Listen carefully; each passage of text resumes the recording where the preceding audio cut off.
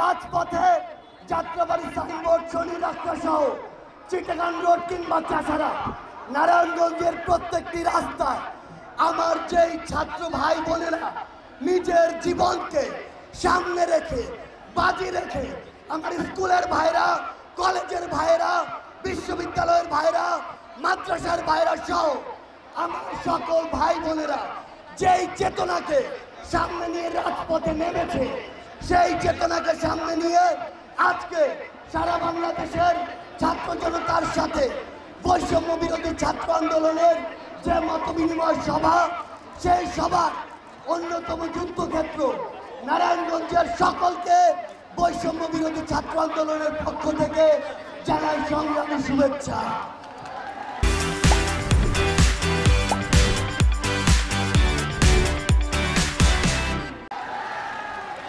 আমরা আমাদের এই ছাত্র জনতার হাতেই ভবিষ্যৎ বাংলাদেশ দেখতে চাই। আমরা দেখতে চাই আজকে আমাদের সামনে যারা দাঁড়িয়ে রয়েছে তারা আজকে থেকে 20 বছর পরে সংসদের এক একজন এমপি হবে, মন্ত্রী হবে, এমনকি এই নারায়ণগঞ্জ থেকে প্রধানমন্ত্রী হবে।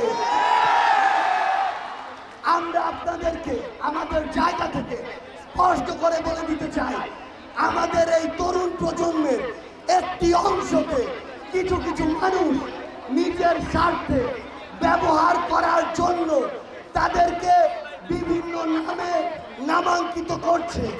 যেমন একটি নাম হচ্ছে কিশোর গ্যাং।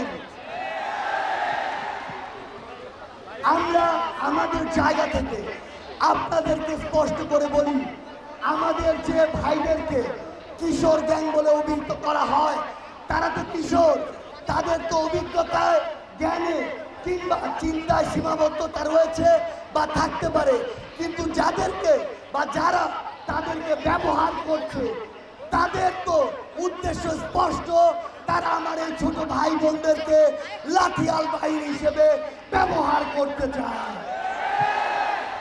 আমরা আমাদের জায়গা থেকে আপনাদেরকে স্পষ্ট করে বলি, আপনি কারো লাঠিয়াল বাহিনী হবেন না।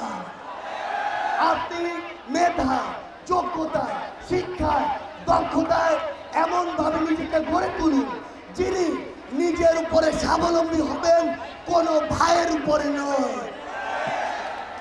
আমাদের জায়গা থেকে বর্তমান তরুণ প্রজন্মের প্রতি স্পষ্ট বার্তা, আজকে বৈষম্য বিরোধী আন্দোলনের আমরা একজন আন্দোলনকারী, আর যদি বলতে হয় সমন্বয়ক, তাহলে এই 24-এর অভ্যুত্থানের প্রত্যেকেই এক একজন সমন্বয়ক।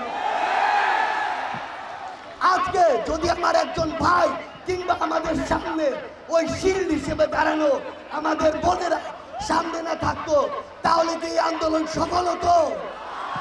তাহলে আজকে প্রত্যেকেই এই আন্দোলনের এক একজন গুরুত্বপূর্ণ সমন্বয়কারী।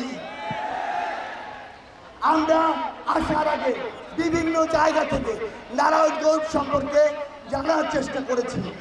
আমরা জেনেছি এই নারায়ণগঞ্জে মানুষ, অল্প কিছু মানুষ বৃহৎ একটু মানুষকে গোষ্ঠীবদ্ধ করে, জিম্মি করে বিভিন্ন ব্যবসা পরিচালিত করছে। এই নারায়ণগঞ্জে ফুটপাত থেকে শুরু করে গার্মেন্টস কিংবা বিভিন্ন মার্কেট থেকে শুরু করে অটো স্ট্যান্ডে যে চাঁদাবাজি চলে, সেই চাঁদাবাজি ছাত্র জনতা সমর্থন করে না।